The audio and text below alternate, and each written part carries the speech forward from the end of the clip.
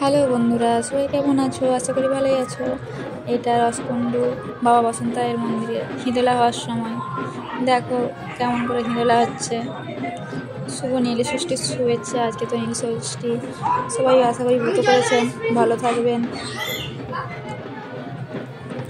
ভিডিওটা দেখার জন্য অসংখ্য ধন্যবাদ। সন্ন্যাসীদেরকে কেমন করে দুলাচ্ছে দেখুন।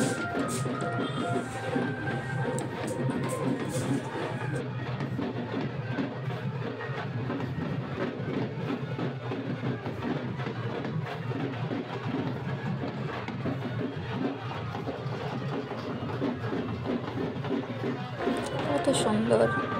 ভিডিওটা দেখতে থাকুন, ভালো লাগে আশা করি। হর হর মহাদেব।